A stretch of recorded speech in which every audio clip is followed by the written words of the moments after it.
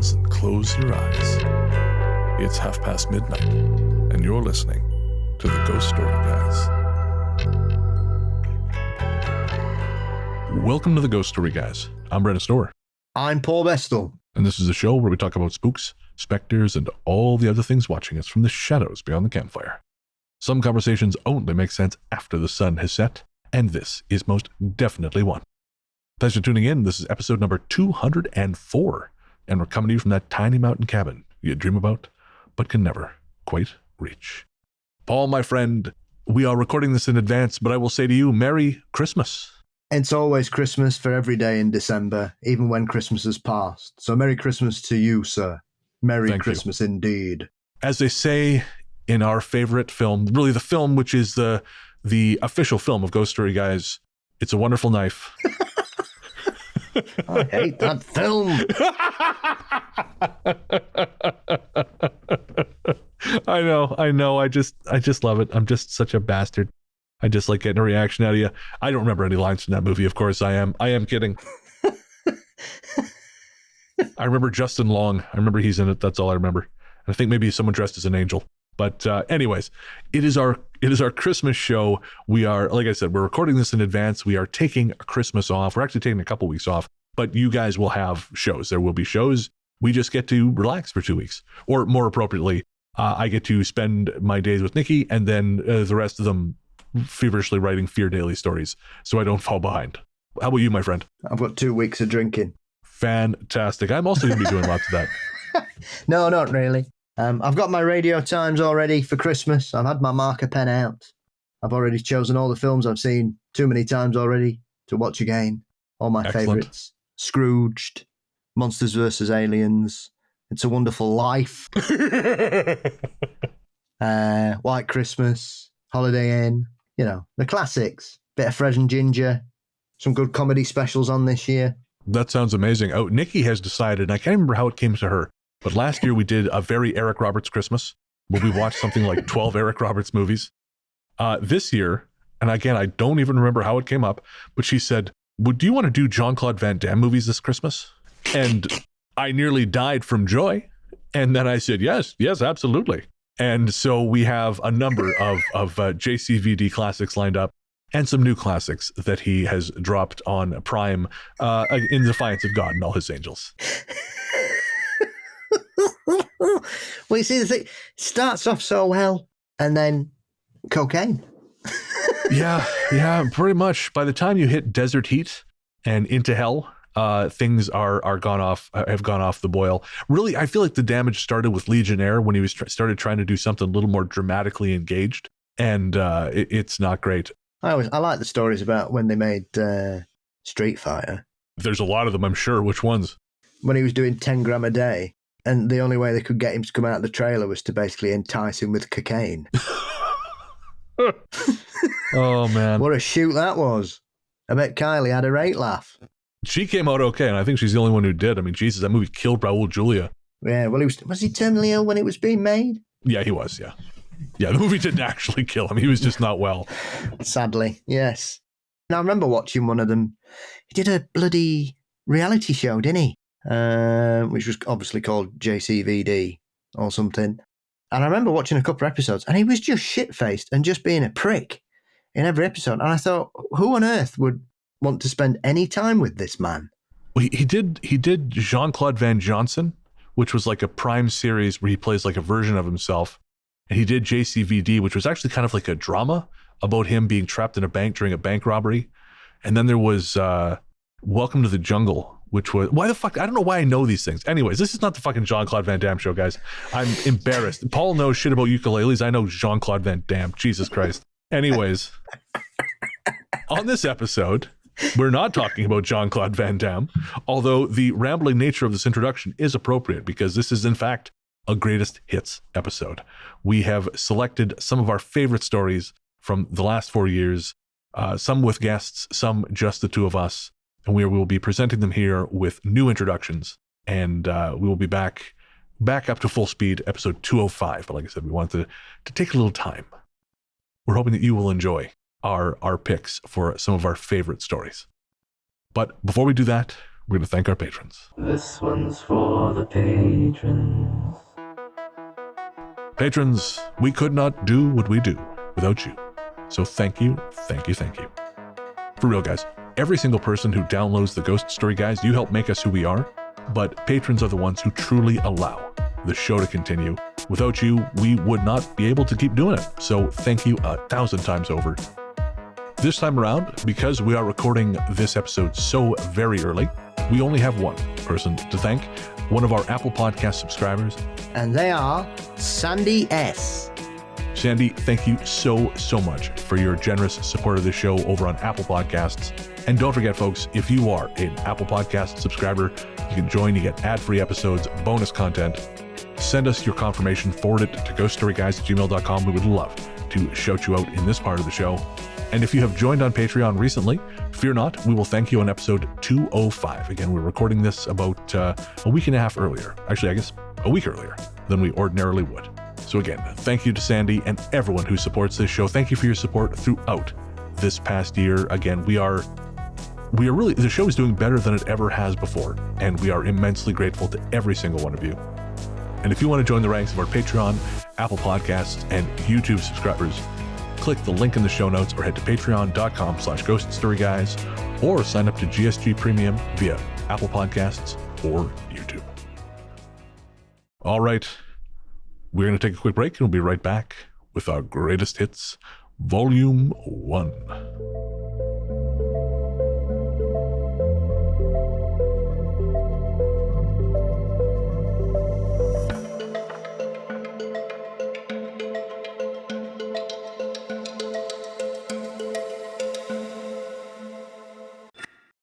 All right, so our first story in our Greatest Haunts, Volume 1, is from episode 160, Black Triangles and Revelations.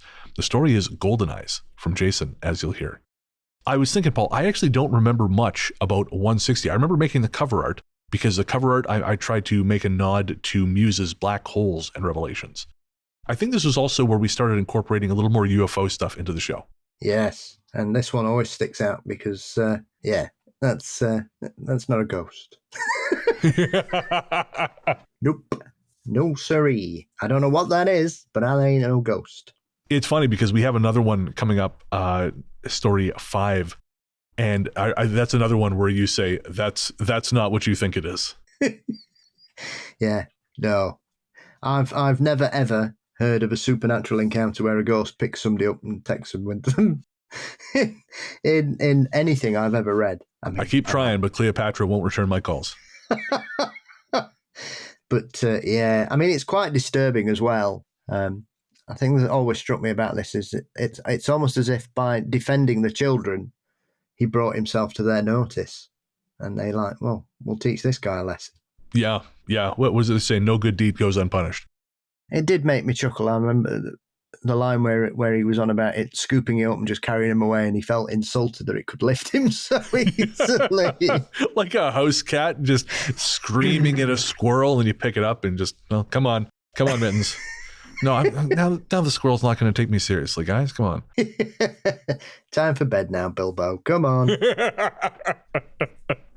All right, folks, with no further ado, this is Golden Eyes from episode 160, Black Triangles and Revelations, originally released on April 18th, 2023. Golden Eyes from Jason. I live with my girlfriend and our 3 kids in a suburb just outside of Cleveland, Ohio. As a child, I had my own share of paranormal experiences, seeing ghosts in my backyard, the odd knocks and shadow monsters. As an adult, my experiences are few and far between, but this is a more recent story that I'm not sure is labelled as paranormal, seeing as the experience happened with a lucid dream, which I learned to do through meditation, although most times it happens by accident after waking up in the middle of the night and going right back to sleep. It felt like reality to me. It was the middle of December 2022, and the kids had been talking about monsters constantly for weeks, which isn't odd for children, and they didn't even seem afraid. Until bedtime, of course. One night I woke up around 2:30 a.m. to our 2-year-old daughter screaming and crying. I went to check on her. She was still asleep, but tossing and turning, obviously terrified by whatever dream she was having. I walked in and knelt down to console her, and did the only thing I could think of, not being a religious person, but spiritually open to all realms of reality. In my mind, I said, "Please leave this child alone. She is protected by the light of love. You are not welcome here." I then sat with her for a good 10 or 20 minutes until she seemed her peaceful sleeping self. This is when my own experience happened. I went back to sleep, and then later on I woke up, or so I thought. I was in my bed, my girlfriend still next to me, fast asleep, and then I looked at the clock directly across from the bed, which read 3:45 a.m., but the hands weren't moving.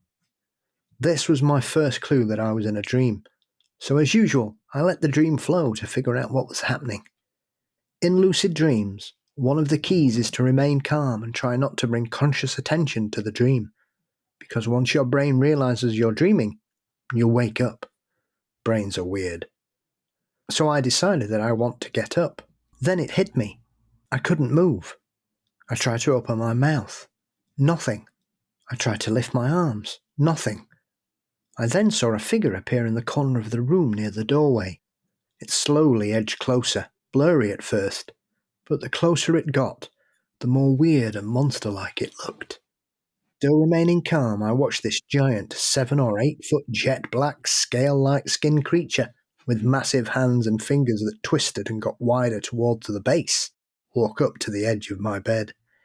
The face was sunken with golden eyes, tiny pupils and a half grin.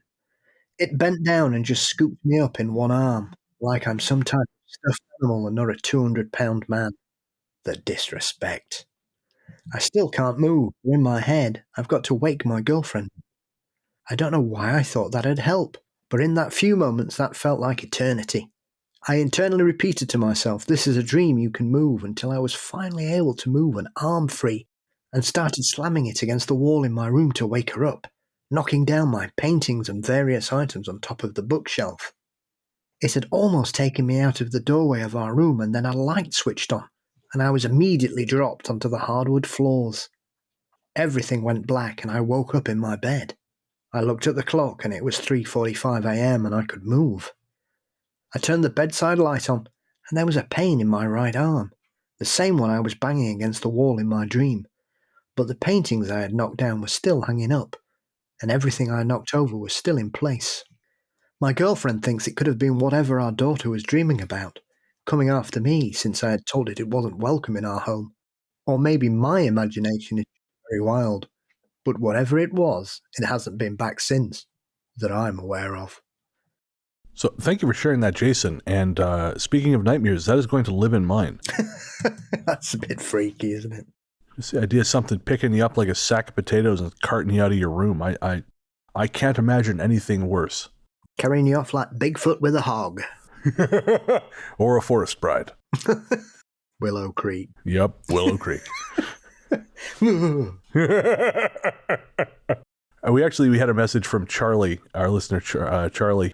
He recommended the movie Hunted a while back, and he wrote me an email and he said, "Hey, did you ever watch that?" And I thought I had mentioned it on the show, then I realized I'd mentioned it on Weird Together, and that's when I realized this is the problem with having multiple podcasts, is I can hardly remember whether I've mentioned something on this show or a patron show. Now I have to remember this show, a patron show, or that other movie show I do.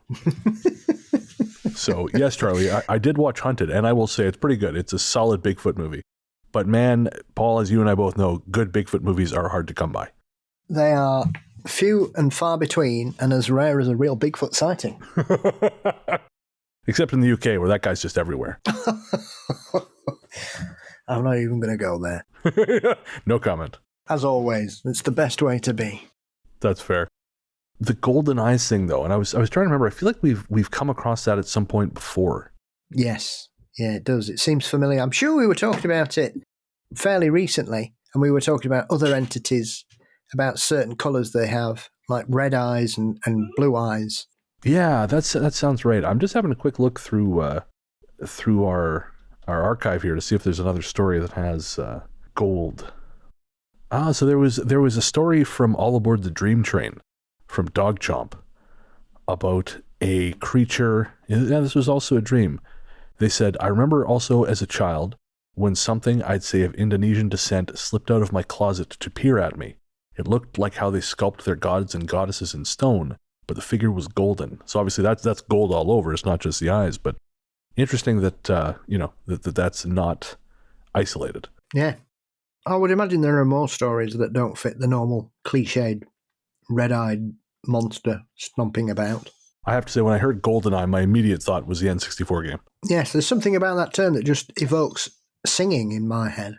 Singing, interesting. So I assume that has to be the theme song to GoldenEye, or is this just unrelated singing? Like just the term just made me think golden eyes. I don't know why. Interesting. Well, check the Ghost Story Guys soundtrack for Paul Bestel singing her hit new single Golden Eyes. Baba boom. Oh man, lounge singer Paul Bestel. I want to see this at that conference in September. Got a leisure suit on, like Doug Stanhope, just without all the hopelessness and alcoholism.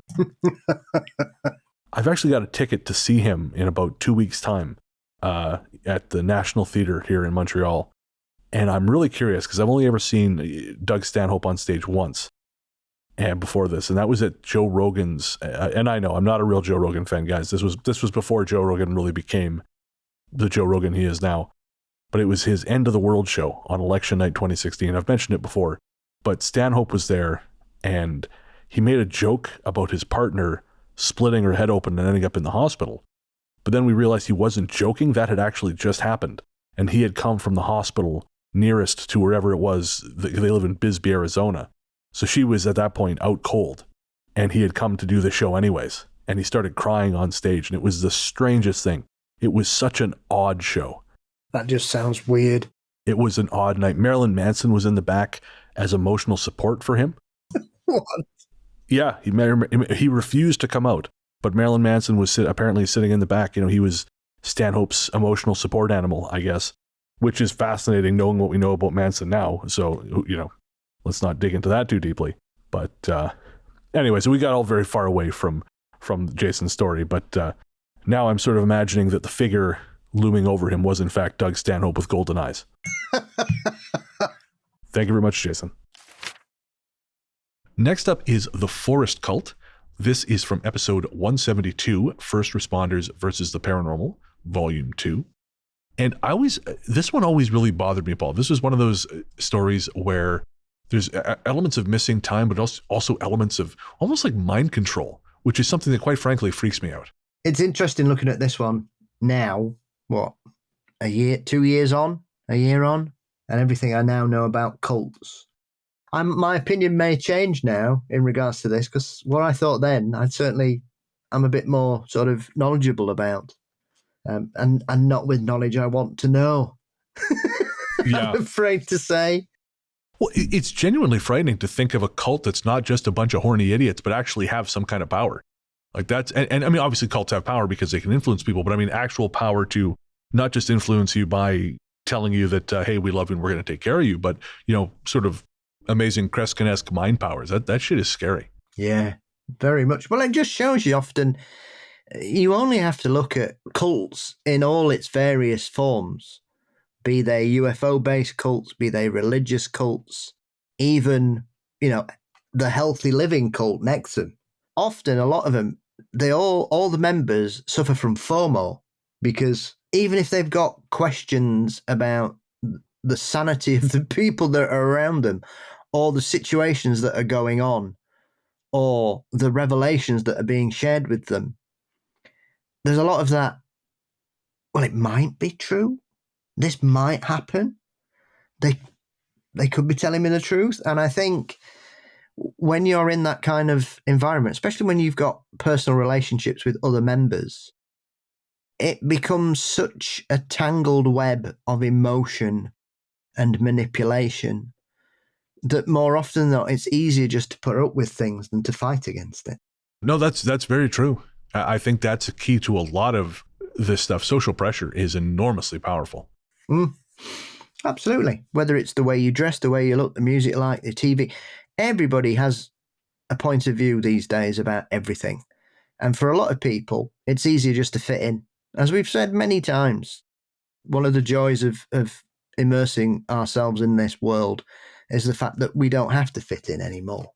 We have got that, but there's still millions and millions of people who are desperate to fit in. You only have to look at some of the fashion trends and styles and beauty things that go on these days, which to the likes of you and I are probably laughable, but thousands and thousands of people want their lips to look like a duck's arse.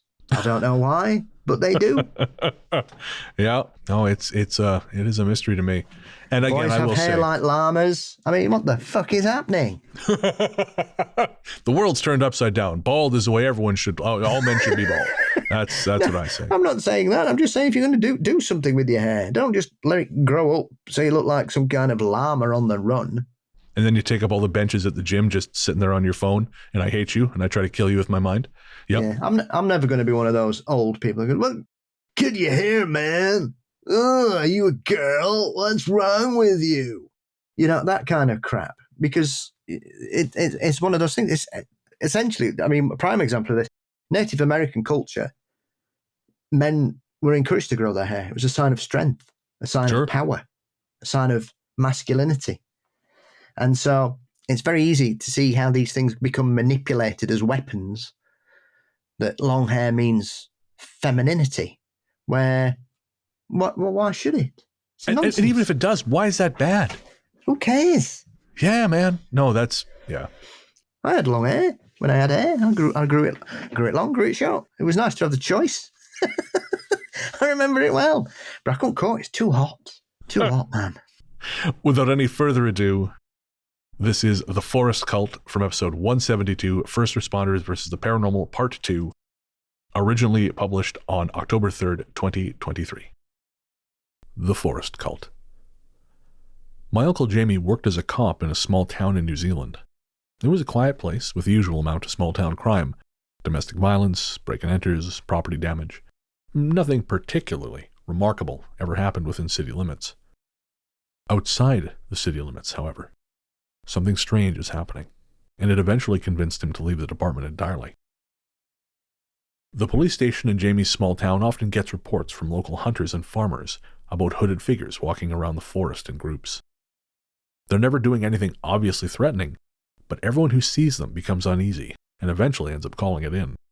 In addition to seeing the figures themselves, locals who venture out into the forest will sometimes find ceremonial or ritual sites, and we're talking way out there, sometimes as much as 15 kilometers deep into thick brush.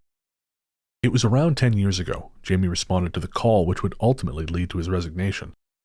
It was 2 a.m, in the middle of his shift, when dispatch sent him out to a rural property outside of town. When he got there, the farmer who had made the call told Jamie that he had seen groups of these hooded men walking up and down the tree line near his property. They had been carrying torches and seemed to be placing objects. The farmer couldn't say exactly what those objects were, but the whole experience was frightening his family and disturbing his animals. Jamie could see the torchlights glow at the edge of the forest and decided he should call for backup just in case. After radioing into dispatch, he walked across the field to find a group of 8 men wearing what appeared to be robes and carrying literal torches. Jamie identified himself as a peace officer, but while the men turned to observe him, they didn't acknowledge him in any other way. They simply stood there, torches in hand, watching him. Jamie was, and is, a big guy who can get physical when he needs to, but it's very much a last resort. And besides, he says when telling this story, 8-on-1 is a fight you only win in the movies. According to Jamie, they didn't so much as move a muscle. It was then a creeping fear set in, and he suddenly regretted not waiting till his backup had arrived. It was shortly after this fear manifested itself that the strangest thing happened. Jamie says one of the men began speaking to him in a way he describes as seductive. He cannot recall what the man said to him, just that he convinced my uncle to let them walk away without providing any identifying information. All Jamie remembers is the men fading out slightly, and then he came to with his backup trying to get his attention. Up to 10 minutes had lapsed, but he has no memory of what happened or where the men went. Jamie's not a believer in the supernatural or the paranormal or anything like that, or so he claims, but he does believe the men somehow hypnotized or drugged him that night. The experience got into his head, and after a few more months on the job, he resigned without warning and became a commercial fisherman. So far as we know, those calls still come into the station. But if anyone else has been similarly affected, they've kept it to themselves. Yeah, New Zealand. Strange place. Yeah, to be honest, I have not heard many stories from New Zealand. You may be in luck then in the future. Oh, really? I'm hopefully going to be doing an episode on some haunted locations in New Zealand. Hopefully Sweet. this side of Christmas. Well, I'm looking forward to that. I'm always interested in kind of cult stories. I don't know why. I think because there's that, the sort of the movie part of me that thinks like True Detective and all these shows where there's like a secret cult kind of getting up to shit. Although Hellfire in this case, Club. I got to say, if they've been getting these calls for 10 years, whatever this cult is getting up to, they're not very good at it. They're not very secretive.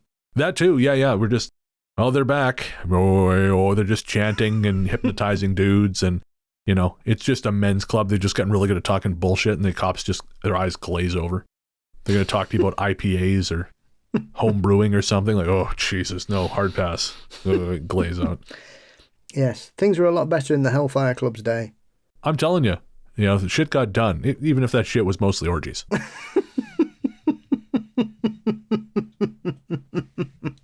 Yes, absolutely. But yeah, I always like stories like this because I know next to nothing about paranormal history of New Zealand. So it's very interesting when you come across things like that because that's just a bit odd. Oh, yeah. It reminded me a little bit of a story from, I can't remember what episode it was. I want to say it was a Pennsylvania episode, or the story at least took place in Pennsylvania. But some people had kind of gone out to the woods in their car to do, whatever it is people go out in the woods to do, in their Subarus with their mattresses in them. They had seen like a guy in a robe just standing in the road, and then a couple other guys in robes turned up. I mean, I don't necessarily believe, obviously I don't believe in Satan. I believe that there are a lot of folks who don't share that disbelief of mine. And whoever they're worshiping too, it could be Toucan Sam for all I care. But if they're getting up to shit, they believe it, and so they're maybe not all that safe to be around them. As we know, when you look at people who believe that Brian from Venus is talking to them, Yeah. There's enough. If you tell a convincing enough story, there's enough people who'll come follow you, and sometimes they'll follow you into the woods with flaming torches for whatever reason. Yet another reason to stay out of the woods, Paul. Well, we don't follow that advice anymore, do we? I'd like to think that was a one-off until the next time we're in the same place and we got a skin full of booze in us. But we'll wait till that happens. As we venture into the haunted forest again. Telling you, someone give us a series. We will do it. You hear me, Discovery Plus?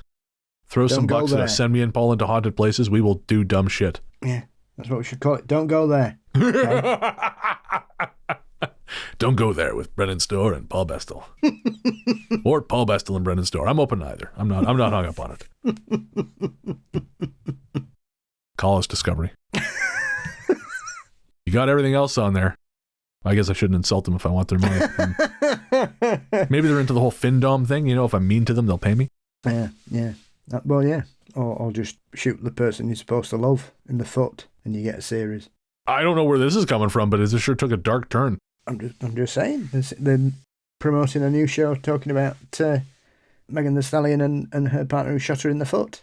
Are they? They've done a series about it because that's what the kind of content should be on Discovery Plus, apparently. Well, Discovery Plus, I'll forgive you if you pass. Can't be any worse than that bloody mermaid documentary they did. I didn't see that one. I mean, it was so shit. It was obvious it wasn't real, and yet they were going, well, you know what? What do you want me to know? The guy that's in it has been in lots of other fake documentaries. Yep. So I don't think he's a scientist. I think he's an actor, and not a very good one at that. I remember back when we started Weird together, the whole point was to try and drive engagement to the Ghost Story Guys YouTube channel. So we were actually going to be working, looking at like paranormal documentaries. And then I realized a lot of them are shite. So we stopped and we started doing horror movies. Because we for a while I had Discovery Plus and I was using it to try and find stuff. And there was one, I think it was called Helltown. Oh, that's bollocks. Oh yeah, absolutely. And I realized it was bollocks pretty quick. But it really jumped out at me when the professor who was the professor of like whatever university, kept mispronouncing regional names. Yeah. And I'm not from that area, and I know how those things are pronounced. And he's getting them wrong, and I looked it up, and yeah, he's an actor who plays professors in these things. And, oh, dude, just stop. Stop. Look in the mirror and think about what you've done. Yes, and don't do it again. Yeah, please. Until you hire us. Don't go there with Brennan Paul. All right, next up, we're going way, way back to, I think, 2021, if I'm not mistaken. Halcyon Days. Yes. Oh, God. Yeah, we'll call it that. Holy Christ. Boy. For reasons both well-known and not, what a strange fucking year. And yes, this was our episode, Secrets of the Ghostlight, with Amanda Woomer. And we read stories from her book, Ghosts of the Ghostlight, about the Ghostlight Theater. She was a really great guest. We had a ton of fun with her. Yes. Yes. Well, she works harder than most people in the paranormal. She's prolific. I think she's released 5 books this year. Holy shit. Okay. I know the last I read of hers was like the Feminine Macabre Volume 2 or 3. Yeah, they're up to 6 now. Holy shit. All right. Well, there we go. I'll have to see about getting her back on at some point. Yeah, no, she's good. I've got a lot of time for Amanda. And I'll be honest, because we don't have, this was from her book, so I don't have the text in front of me. The copy of her book I have is back in Victoria. So I don't remember much. I don't remember much about the story itself. Awkward silence. Okay. So we're just gonna get right to it. This is Zombie Entrance from episode 110, Ghosts of the Ghostlight with Amanda Woomer, originally published on May 18th, 2021. Zombie Entrance. In 2008, I was in a production of Night of the Living Dead at the Ghostlight Theatre. I know. Very appropriate. The zombies in the show would move throughout the audience, so we had entrances on stage and at the back of the theatre. There was one entrance that was in the small alcove by the spiral staircase. This was my entrance. It was dark, which I'm sure didn't help my paranoia, but it was also cold, freezing cold, absurdly cold. As I waited for my cue during dress rehearsal, I felt a draft hit me. I turned to see if the door was open, but it was locked tight. When I turned back around to face the stage, I saw a shadow on the wall next to my own. It looked human, and then it moved. I immediately burst from the entrance and declared I wouldn't be using it, so my boyfriend took it instead. Soon, he had a similar experience, and our friend volunteered to take the entrance. He prided himself on being a skeptic. However, later that night, our director gathered us together and told us that particular entrance was now off limits. I never asked my friend why he gave it up too, but I don't really think I had to. I think the only thing more frightening than the shadow person to me in that story is the idea of immersive theater. I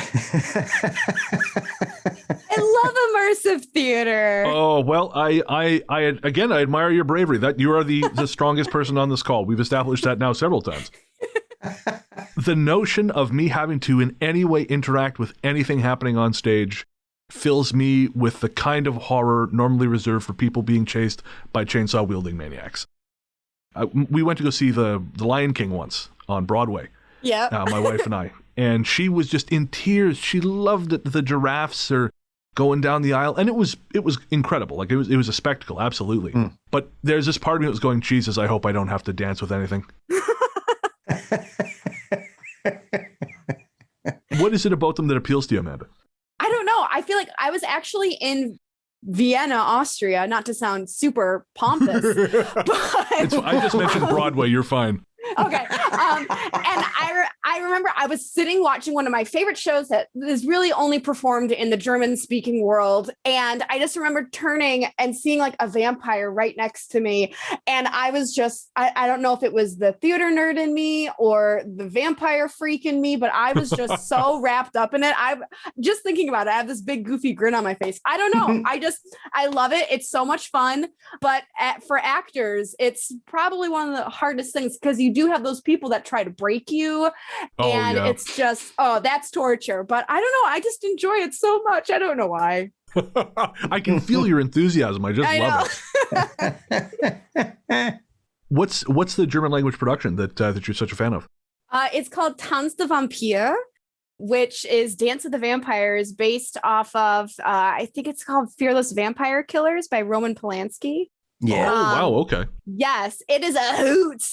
You should definitely look it up. It's so much fun. And they have vampires in the aisles. So Oh, That's the film that basically made Polanski, and it also introduced him to Sharon Tate. yes. oh, okay. I did That's not how know they that. met. They became a couple during the filming of Fearless Vampire Killers. Fascinating. I Yes. will have to check that out from a safe distance. Yes. And I was going to use this opportunity to share my shadow person story with you guys, because Ooh. I mentioned that off air. So, my wife, as I mentioned to you, Paul, she's been ill this last little while. Nothing. I say nothing serious. It's painful, but it's not debilitating, and it's not life ending. It's not that kind of thing. But it's something that will require surgery here at the end of the month. And the other night, she'd gone to bed, and I was getting ready to go for my evening walk. And I stepped into the bedroom, which was, of course, dark because I had very cleverly misplaced my headphones, as I do, and was trying to find them. When I saw, and it was only for an instant, but I know what I saw, a hooded figure in shadow standing next to her in the bed. Holy crap. Yeah. And when I stepped in there, I stopped. I just froze, because it was one of those things where you see it and then it's gone, and for a second you thought, well, no, that I can't have seen what I just saw. That doesn't make sense. You know, it's like Paul, I don't know if you remember my story of being in Revelstoke and seeing those enormous shadow legs. Yes. It was kind of like that. It was like I know what I've seen, but it's gone now, and I can't possibly have seen what I thought I saw. But anyways, she woke up right then, and she looked at me and said, you know, what's wrong? Because I was just standing there gawping at her like a creeper. And I said, well, I think I just saw someone standing next to you, but they're gone. And she kind of woke up and she said, well, you know, it's funny you say that, because Bodhi, which is one of our two cats, sort of, you know, her cat, so to speak, he was being really, really weird earlier in the night. She said he was being really weird and almost never looking up, always just like determinedly looking at the bed. And whenever he walked anywhere, which he wasn't doing very much of, again, not like him, he refused to kind of look up. So it may be nothing, it may just be a coincidence, but certainly, you know, interesting timing, if nothing else. Yikes. I mean, the other aspect of this is, without wishing to sound like I'm being argumentative about it, Not maybe you. it was- Argumentative? Oh, no. What? Heaven forfend. Yeah, well, you know, I'm going to change tact a little, yeah, for once. Maybe it's someone, because obviously, because of the medical situation, or if it's someone coming just to make sure everything's all right and keeping an eye on them. Oh, sure. I mean, I don't necessarily think it's evil out of hand. Yes. You know, it was just more like, oh, that's weird. You know, I didn't get a sense of, I didn't get a sense of menace or anything like that. And we've definitely both felt someone in the apartment lately, you know, off and on. And I mean, sometimes good, sometimes bad. Our apartment itself, our building itself is not haunted. Our old apartment building was. But we do have things that move through from time to time. All right, we are back in alien territory.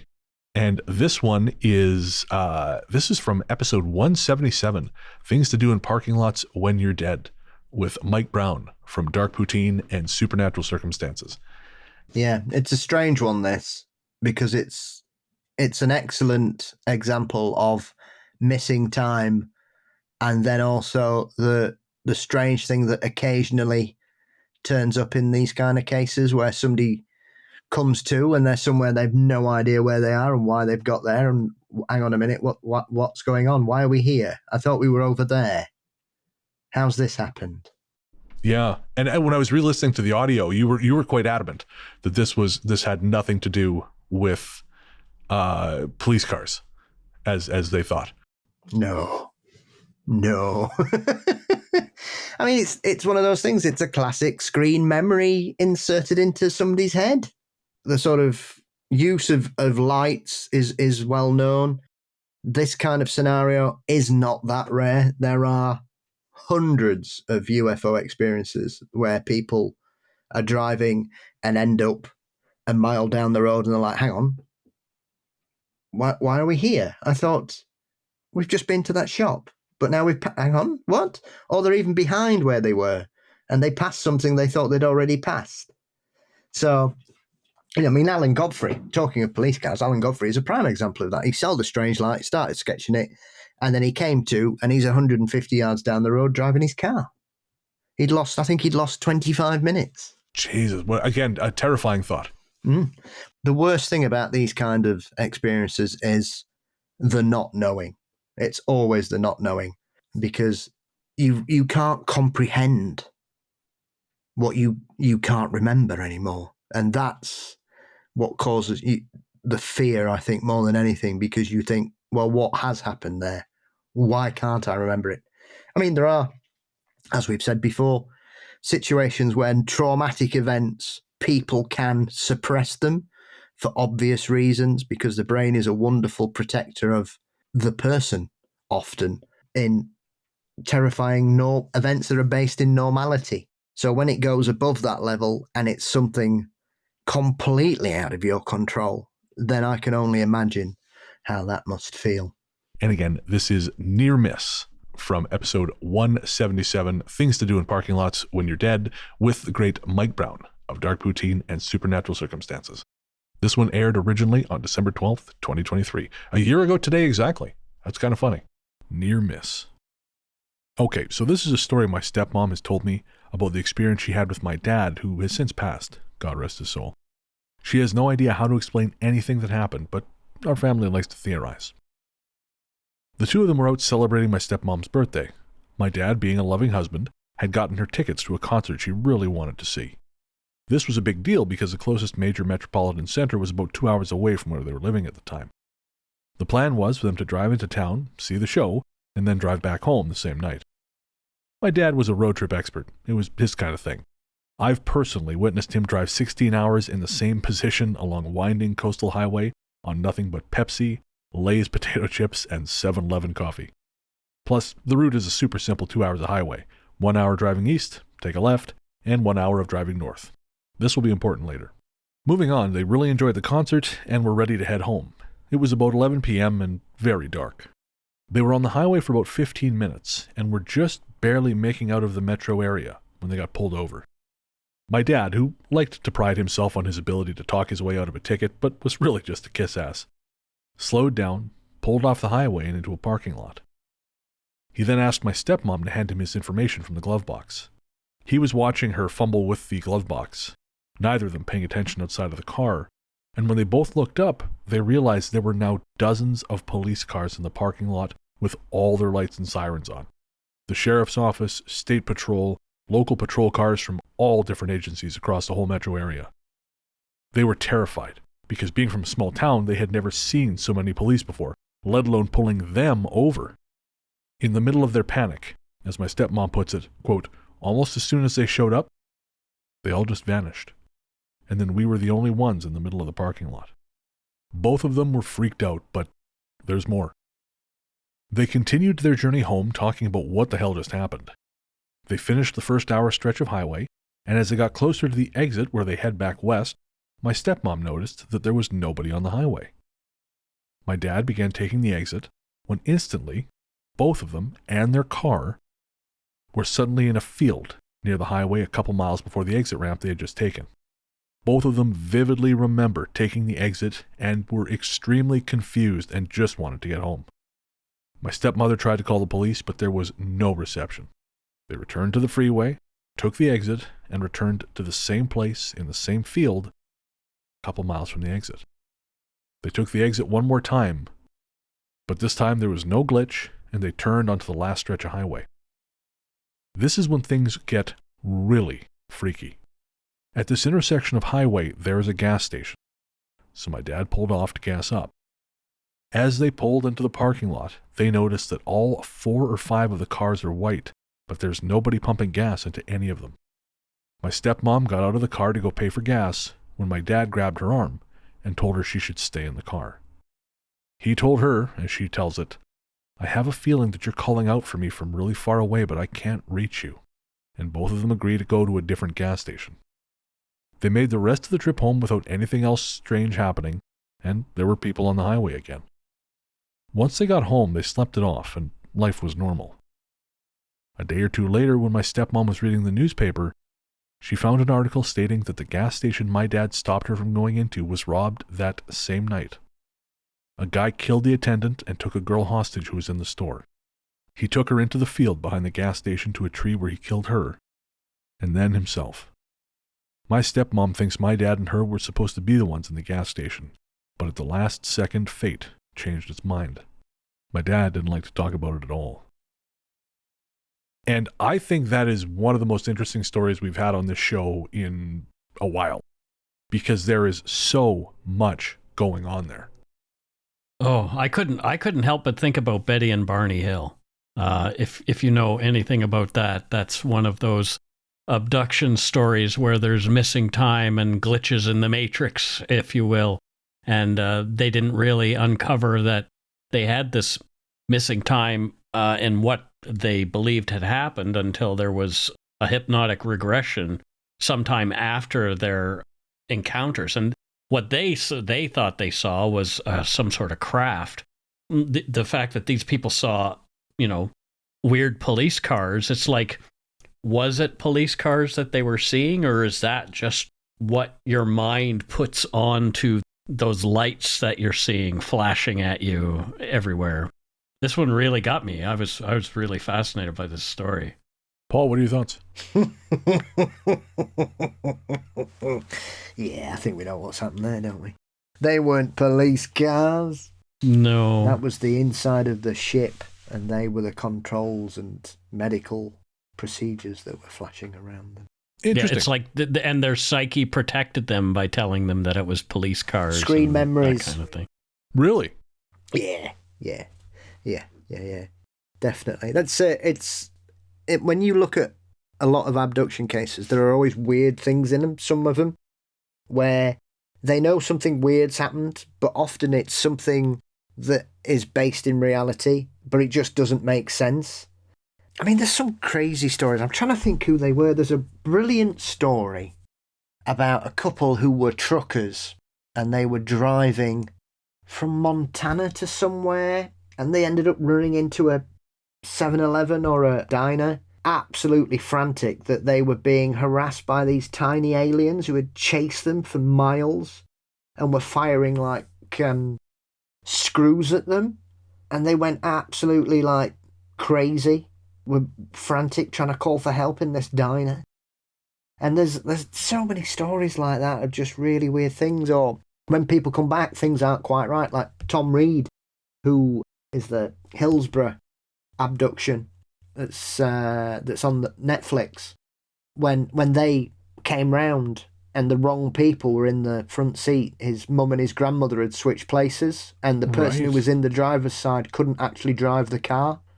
Or when you come round and your clothes are on back to front, or some people have even returned home with somebody else's clothes on, and they're like, hang on, what's going on here? But that's got all the hallmarks of missing time and being taken and dropped off in the wrong place. Yeah, Bud Hopkins wrote a great book called Missing Time. Yep. He's also the author of Intruders, but yes. But yeah, that's a fantastic book. If you ever get the chance to check that out, it is really worth a read. Yeah, I was listening to one of Bud's interviews with Art Bell from '97 the other day actually, and they were talking about that. They were also talking about the infamous Brooklyn Bridge abduction case. I'm not familiar with that one. This is the one where a woman. It's one of the first.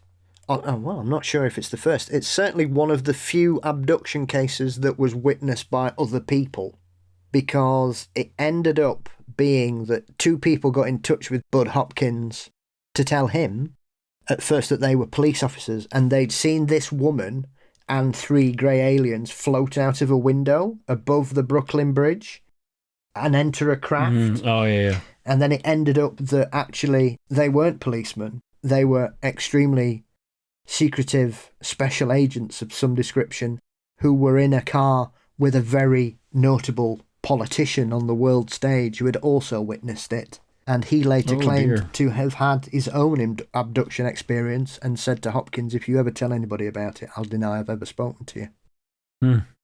Wow. I feel like he mentions that in Intruders. I think so. Yeah.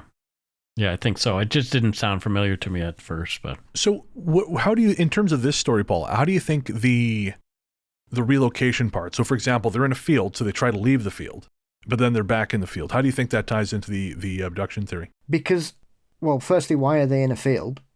You would remember driving into a field. I don't care, unless you're both absolutely intoxicated, perhaps to the point that you wouldn't be able to drive anyway. How can both of you not realise you're in the middle of a field? You know, shared hallucinations, whilst often put forward as explanations, have no basis in scientific reality. Nobody's ever been able to prove it. They just say, oh, well, perhaps they've all seen the same thing. Well, on what level? Even people who take hallucinogenic drugs do not have the same experience. Very true. They see very different things. Some people see completely different things. Some people may see things that are slightly similar.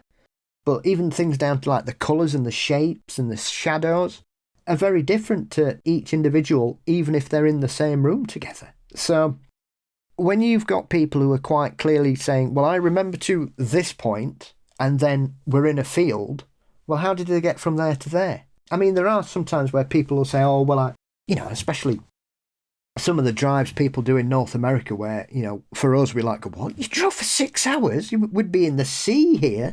And I've driven across the country. I know exactly what you're talking about. And people just seem to go, and then they realise that they've been driving for an hour and they've no idea how they got there. That's very different to two people coming round in a field going, hang on, why are we here? And then going, hang on, why are we here? So it's almost as if what happened was they realised that they dropped them somewhere, went back, put them back, and then thought, oh, no, we're messing about too much now. Let's just leave them to it. It reminds me a little bit of the story from the Haunting of the High Strangeness in Chicago episode.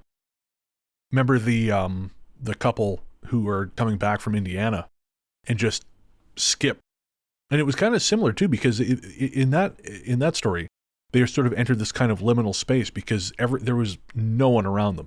They were alone on the highway. And I feel like you and I have talked about this before, and I cannot for the life of me remember what episode it was on. It was on one of the earlier ones. But there was that story of the guy who was driving to, I think they worked for NASA, and they were driving to the office, and they got there way too fast. Yeah. And there was no one on the road. We ended up talking about that pilot in the Bermuda Triangle who ended up going through that tunnel and got 150 miles away, and when he checked his gas tank and everything, he'd hardly used any fuel, but he'd flown something like an hour flight in 30 minutes, but he'd gone through this kind of vortex that had popped him out above Miami or something. Yeah. Oh, wow. And I remember, you and I were just on the Dairyland Frights podcast, and John asked us, is there any paranormal phenomenon that bothers you, that like still has the power to bother you? Because obviously we've been doing this for a while. You get pretty hardened to it. And for me, missing time is the one that still bothers me. And I think that's why this story connected with me the way it did, because there is something, I think, uniquely disempowering about it. Because right, like you've lost your agency 100%. Exactly. Yeah, that's exactly it. You have no control over where you're at, and that is just a frightening thing. I think especially as well when it's coupled with that kind of moving forward with your life, and then for whatever reason you start to have flashbacks or memories or whatever, and you begin to think, hang on, what I thought happened didn't happen the way I've always thought it did. Things start to leak from wherever they've been locked away in the subconscious, and they start to come forwards for whatever reason. Maybe there's certain limits on them, or certain other aspects of life can unlock things unwittingly for people. Or like as we were discussing earlier on, and we were talking about specific subjects, and Mike started feeling really anxious. I mean, it's like I've mentioned that experience I had as a kid that I always, until I spoke to Paul Sinclair, I'd always considered it to be a paranormal one, about the whisperers. And I remember being stood on my bed for no reason, and all I could hear was these voices going for about 2 minutes. And then the next thing, I was sliding into my bed like a human banana. I didn't touch the sides, and my bed was against the wall, so I couldn't get into the bed that way because I'd smashed my head into the wall, and I just went straight into the covers and fell fast asleep. What was that? Right. Yeah. That's like 40 years ago, and I still remember it. And it was in the house we'd moved out of, so it wasn't even connected to the haunted house I grew up in. It was the new house. Was this the... It's like my Spider-Man eyes story that I told you, Brennan. Yeah. Exactly the same kind of thing where, I came to at a friend's place. He lived 2 doors down. I was spending the night there. I was 8 or 9 years old and came to see this thing standing beside the bed. Like I was laying on my side, and right beside me was this thing with this strange shaped head with eyes that I thought at the time looked like Spider-Man. So I always thought in my brain I had seen Spider-Man, and it didn't freak me out. It didn't freak me out at all. Like, I felt comfortable with Spider-Man there because I guess I trusted Spider-Man. But later on, I'm talking to Morgan and other people on Supernatural Circumstances, and I start to have like this panic, like exactly that kind of thing. Yeah, like Braxy, the Flatwoods Monster, which is it's so crazy. Like, what did I see? Was I asleep and seeing something in my dream? Was I sort of in like a weird fugue state? Did I have a lucid dream when I was a kid? Or did I actually see something that was really there? And what's that about? I remember seeing it, and then I remember nothing else until the next morning. So there's an interesting point in what you've just said there, Mike, that because you thought it looked like Spider-Man, you felt safe. So perhaps they knew that. Because there's loads of... That's how it presented itself, kind of thing. Because there's tons of stories. Preston Dennett's done lots of work in regards to these kind of experiences. Like when kids will wake up and they'll see like a teddy bear, but it's acting a bit strange, like it's walking about. Or a toy monkey, I think, in one story.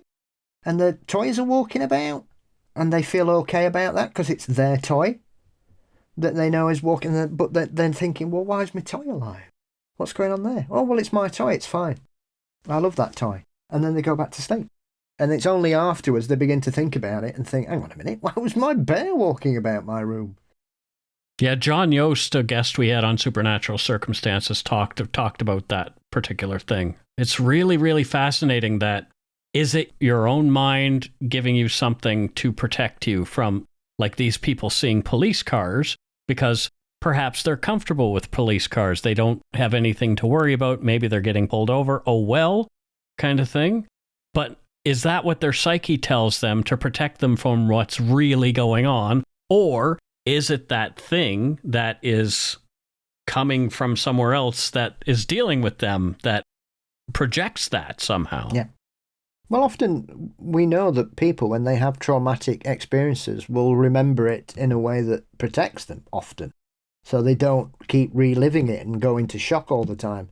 The brain protects the person from an experience that traumatizes them until they reach a point where they can either finally go, that's not what happened, or their brain suddenly can't keep pretending it's got this false version of reality and therefore it falls down. It happens in all kinds of cases when we talk about things that we would consider normal trauma, as disturbing as some of these things are, from serious accidents to sexual assaults and serious injuries. I mean, people have accidents where you think they should be dead and they somehow survive, and they're very relaxed because their body's just kicked into this kind of preservation mode that creates this kind of aura of calm, even though the situation's, everything's gone to hell in a handcart. I had an experience when I was 11 years old, almost 12, where a pedophile tried to abduct me, and it was a really rough experience for me growing up. But I had to protect myself psychologically. I was wearing a red windbreaker at the time that all my buddies had this. We were sort of like this little gang of little kids, and we all had red windbreakers. Yeah. But I could not look at that red windbreaker after that, and I stuffed it in the closet up as high as I could put it so I would never have to see it again. Maybe my mom found it there years later and thought, what is Michael's red windbreaker doing up here? But anything that would remind me of that situation for years to come, I couldn't psychologically go there because it was so horrifying to me.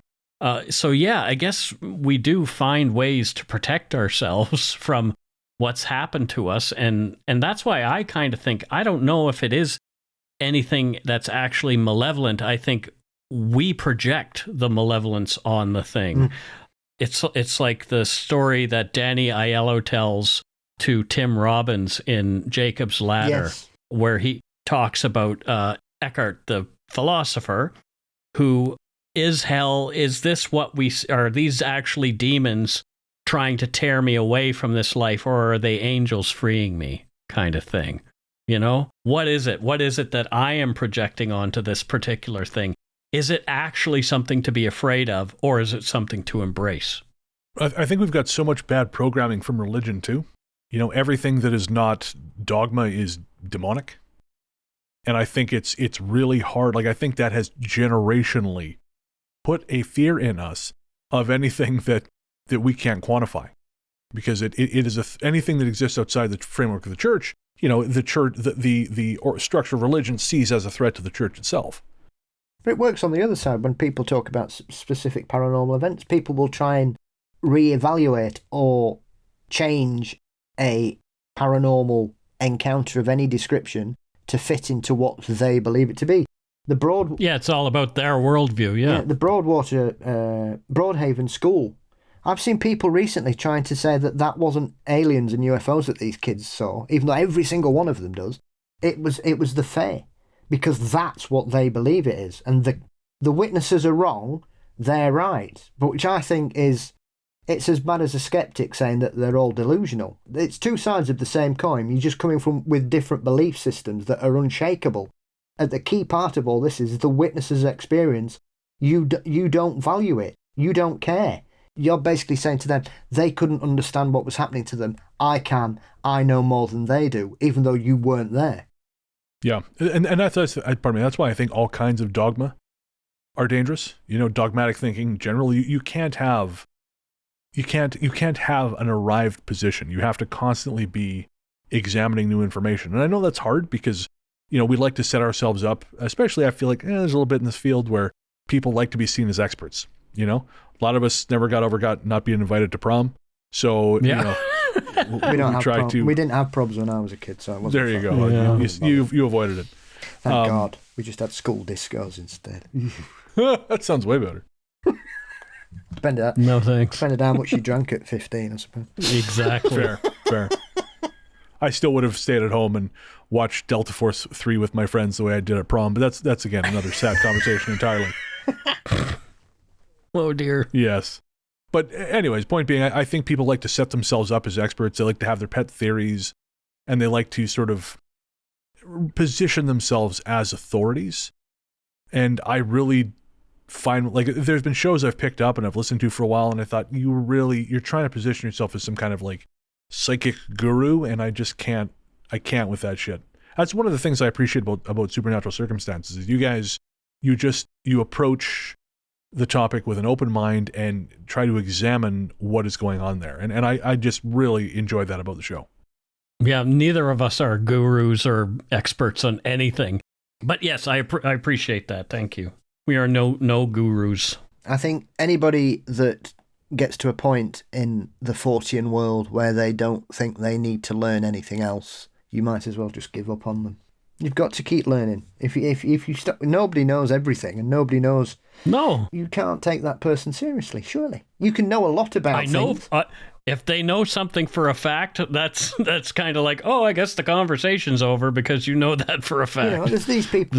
There's no more critical thinking happening like here. All these people who think Bigfoot's really big and friendly, whereas I'm moving towards the head pulling off cannibal theory. Personally. Well, if we learned anything from Rogue, that's not all he's pulling off.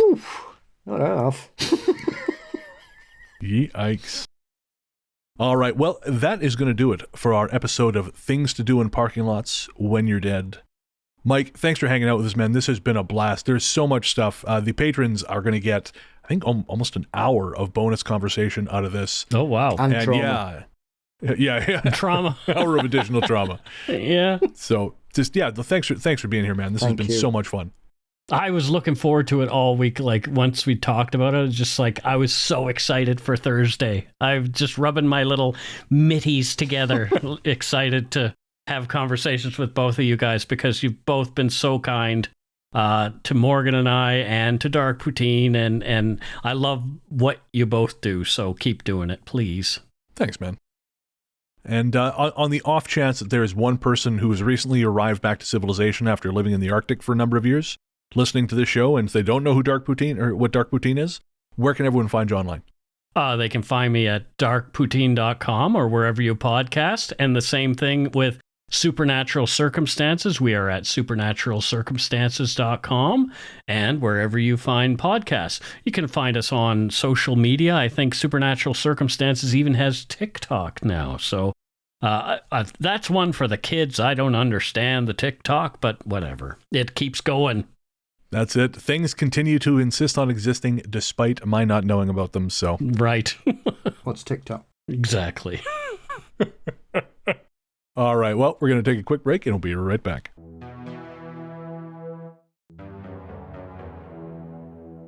All right, we are on our second to last story. This one from episode 136, When the Jungle Gets Angry. The story is Smoke Gets in Your Eyes from Jennifer.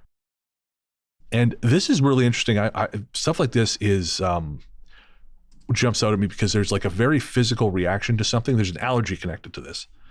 And so she has a reaction to this very physical thing in a way that can only happen if you're actually experiencing it. But it doesn't make sense that she's experiencing it. And No. listening to it, I was reminded of this. There's a story I believe I tell where I myself was in my home. And all of a sudden, the room started to fill with smoke, and the doors were closed. There was no reason; it wasn't coming from anywhere. It just visibly filled with smoke, and then it just dissipated right in front of my eyes. It was the strangest thing. And I will say, like listening to some of these old segments to try and find some bangers for this one, I was kind of there's a handful of stories that I fucking told that I don't remember anymore. Like on the one with I forgot to mention one with Amanda. I tell a story about Nikki. There being a hooded figure standing next to her. I didn't remember that whatsoever. And then, of course, 2 years later or a year and a half later, I would move to Montreal and there'd be a hooded figure standing over me. Very strange. It is. And this one's kind of wrapped up in that kind of, when you get to the end of the story, you suddenly go, ah. And that's why I've always liked this one. It's very, I like them with a twist in the tale. And this certainly has the twistiest of tales at the end of the story. It's a great one. This is again Smoke Gets in Your Eyes from Jennifer, episode 136, When the Jungle Gets Angry, originally released on May 17th, 2022. Apparently we did all our best work in May in 2021-22, and then in the following years it was in December. I'm not quite sure how we ended up there, but it's because we've been released from the shackles of lockdown again. Ah, there it is. That makes sense. Yeah, I think we were coming to the end of our fifth one there, and everybody here went, fuck it. What's the worst that can happen? I've not been able to drink for 2 years in a pub. Get me out. Smoke Gets in Your Eyes from Jennifer. I want to start out first by saying two things. I'm extremely allergic to cigarettes. My throat and lungs close up, and I can barely see. Also, my breathing is literally my livelihood, so I am naturally sensitive to smoke. For the past few years, I have had a night or two when I wake up in the middle of the night smelling cigarettes in my home. We live in a small Cape Cod, on a quiet street, not near enough to any neighbours that I could smell their smokes. Also, I am a classical singer, and because it is one of the last places that does pay, I am a busy musician at temples and churches, especially funerals in my area. I know it sucks, but someone has to, alas. This past fall, when one of my colleagues came down with the Rona, I was subbing at a church with a very heavy funeral load. So I was getting a lot of business. But it was taking a toll on me. I don't usually read obits and ask for the info before the funeral. I am there to serve in the stead of the family and sing the songs and pray the prayers that they are too emotional to do for themselves. But of course, I had been singing a lot of very sad funerals that week, and I really needed a break. So I was actually looking forward to a nice, easy Saturday at my usual Jewish temple gig, when I got a text that a funeral had come in on Saturday morning.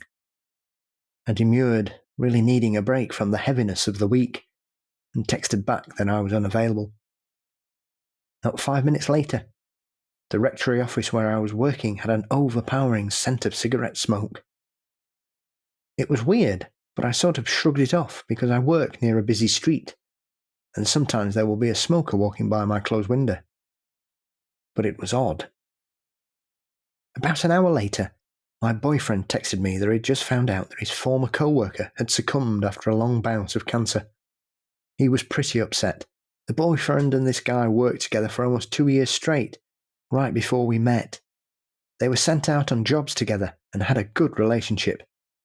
He mentioned that the funeral was going to be on Saturday, and I asked if it was at the church I'd been subbing a lot in, and he said yes, probably.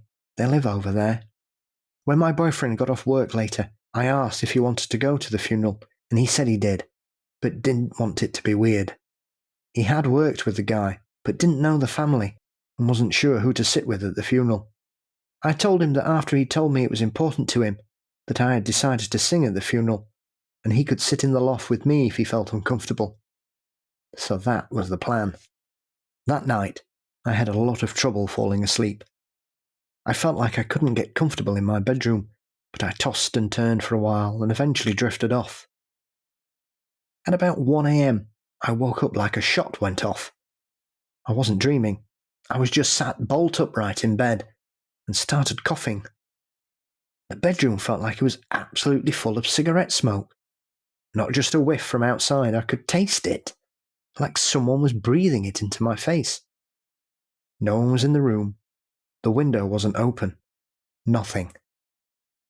The smell got less when I left the bedroom and walked down the hall past my daughter's room. So I closed both doors and went downstairs to see if any neighbour was sitting literally on my porch under my bedroom window, which would have been the only explanation for how concentrated the smell of smoke was. I padded downstairs and flipped on the porch light. No one was there. I opened the door, checked my neighbours' porches. Not a soul outside in the dark.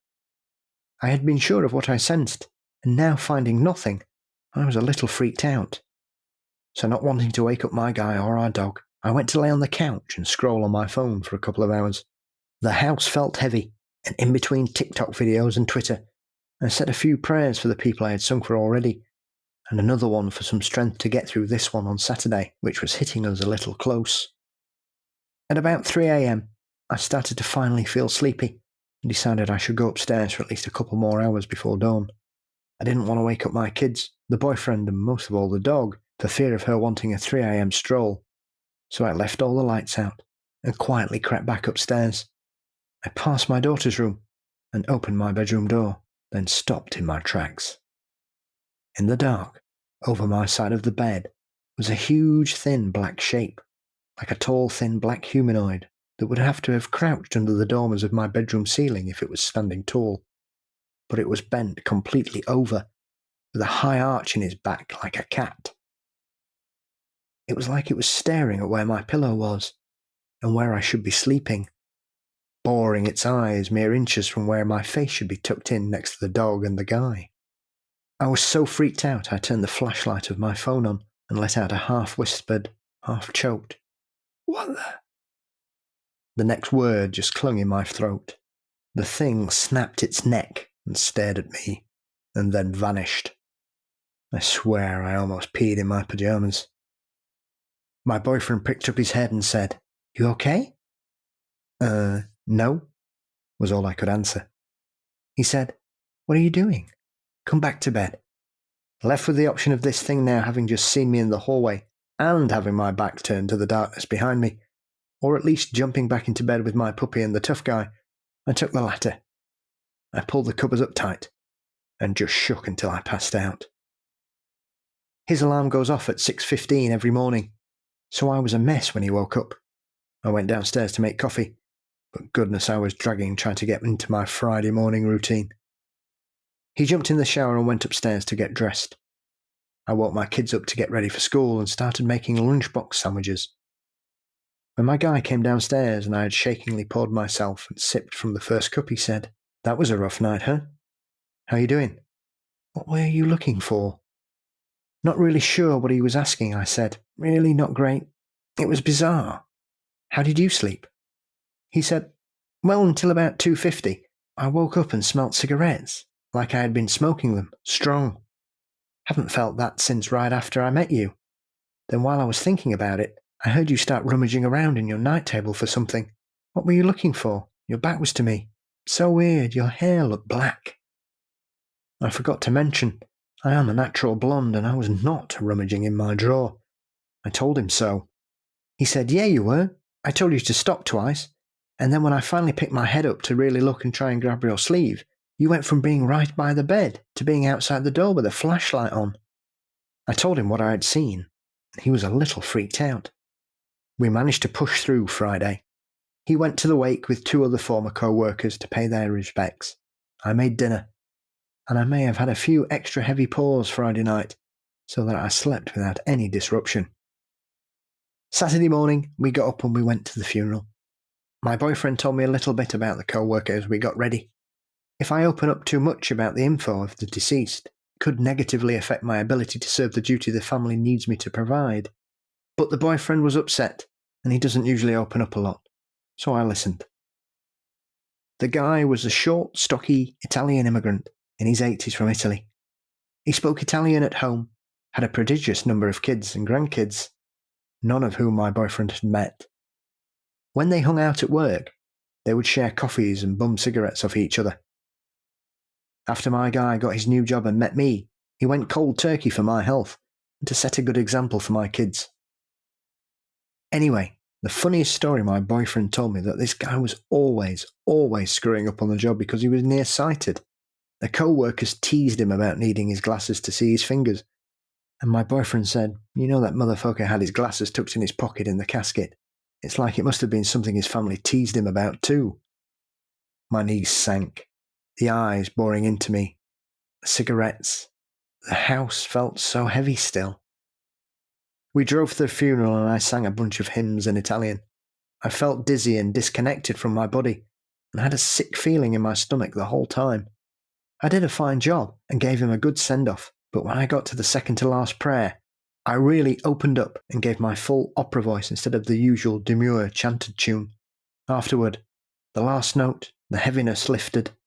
It felt like the sun got brighter, the clouds parted, and my normal armour and my confidence in my voice was back for the final hymn. As I was walking out, it all clicked. The co-worker was checking me out. My boyfriend and I met only a few weeks before he switched jobs for a better and steadier salary. The old man was checking to make sure he got a good look at the girl that was taking care of his former bud. Thank you very much, Jennifer. And I mean, again, really fascinating stuff. I'm not totally sure I agree with your conclusion, but I think if that has helped you sort of file that away, then great. And there's no sense digging at that too much, particularly if it hasn't come back. But I do think it's interesting that cigarette smoke has been a factor for you recently, Paul. Yes. Yep. Had another incident the other day. Yep. What happened? Yeah, I was just walking through the hall and all you could smell was cigarettes again. And it's happened at least 10 times now. Different times of the day, different rooms. Do you live in a detached or a semi-detached? Well, we're semi-detached. We're the bottom floor, but there's nobody outside. You're 10 foot from the pavement. So it couldn't be coming, say, from upstairs or? No, there's no smoking. Interesting. And smoke rises. Right, yeah. That's a great point, actually, because I the other day I was in my bathroom in the evening, and it smelled very strongly of marijuana. And I'm on the ground floor, and I was not smoking, and I just assumed it was smoke coming down from upstairs. But you're right, smoke rises. That doesn't make sense. So, unless it's goblins in your bathroom. Well, they're having a party. I wish they'd share. So, yeah. I mean, the thing is, the catalyst for this is it's only started after we discovered the house next door got blown up during the war. Right, of course. I forgot about that. Interesting. Almost like now that you're aware of it. Yeah. You're more likely to perceive it. Yeah. And probably as well, because I quit smoking 2 years ago. I would never have known. You don't notice when you're smoker, you don't notice how bad you smell all the time. That's very true. Yeah. Yeah. I grew up in the house with a smoker, and I know exactly what you mean. Mm. So it's a very strange situation when you've kicked the habit, moved on, and then when you walk past it. I mean, now it just makes me feel a bit ill. Yeah. Which is really weird.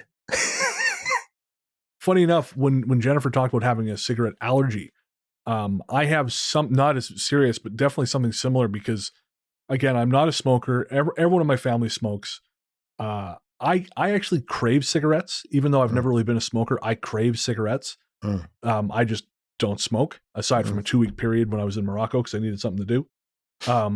And thankfully, I was able to just put them down just as quickly. But I know when my grandmother passed, the whole family kind of converged in our house because we were the ones in Revelstoke. And like I said, everyone in the family smokes. And I remember I had to go lay downstairs after a while because the room was just full of cigarette smoke. It was like an army barracks. It was just blue. And I remember just feeling nauseous. And then it happened again a couple of years later, or more than a couple of years later, when I was in Iceland. Speaking of Iceland, I was at the Airwaves Festival in October. I was in a club and someone was smoking. And I was stood next to them for so long, I started to get kind of nauseous. And I had to go back to my hotel and lay down. I couldn't enjoy the rest of the show because I just inhaled so much of this fucking smoke that, it'd become a problem. So I feel your pain, Jennifer. There was no ghosts there, just a French heavy metal band and a guy who really liked to smoke.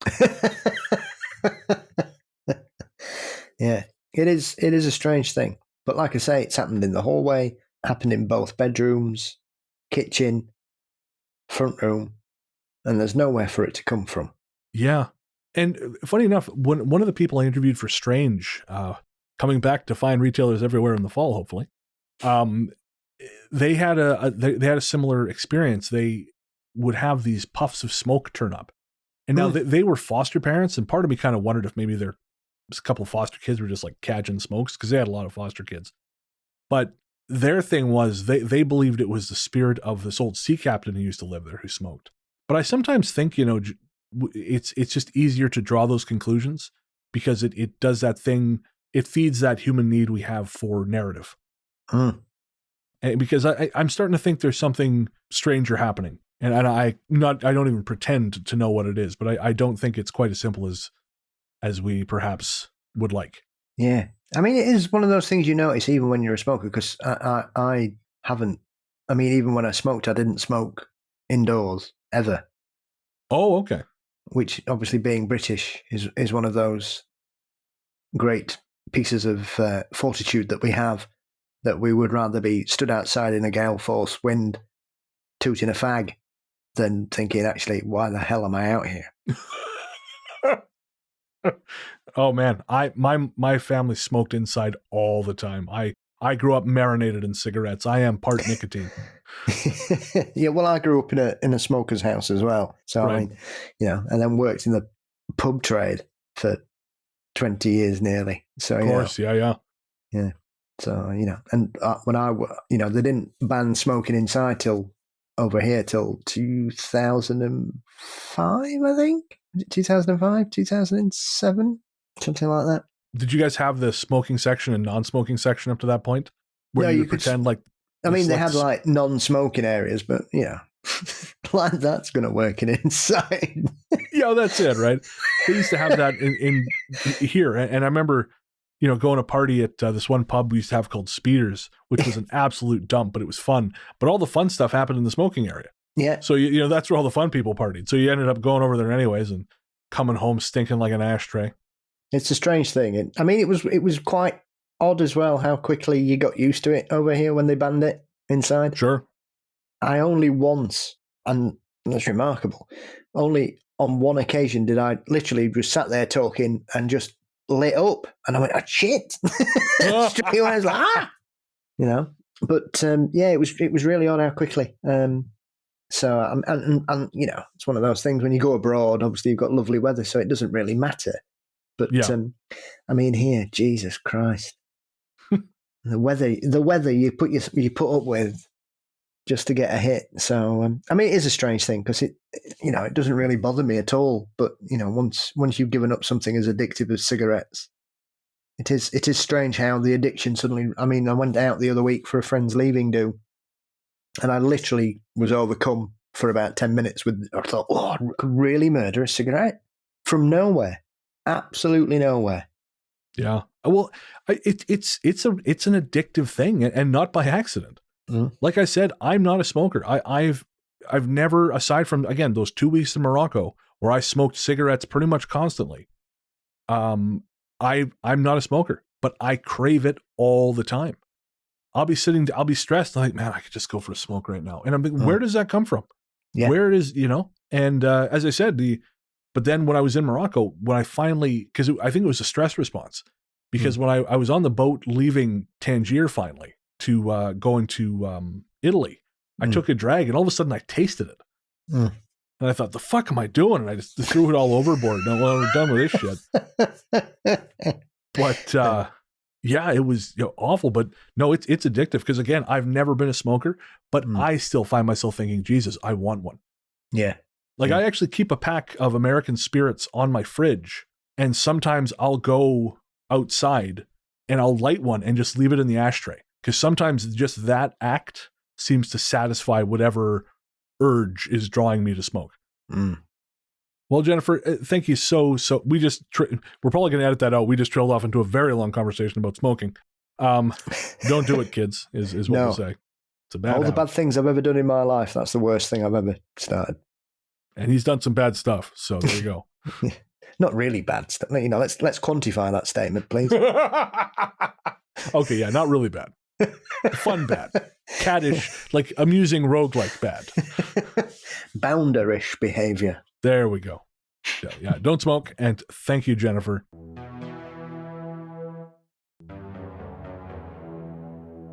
All right, our final story for Greatest Haunts Volume 1. We hope you've enjoyed this, folks. This trip down memory lane. It was certainly fun finding these stories. This one we have referred to a number of times since then. That's why I wanted to revisit it. This is from episode 161, The Prison of Sleep, The Dream Hunt, from Anonymous. This is an epic dream story that really kind of still haunts me. There are elements of this that I think about sometimes when I have some of the detailed dreams I've had.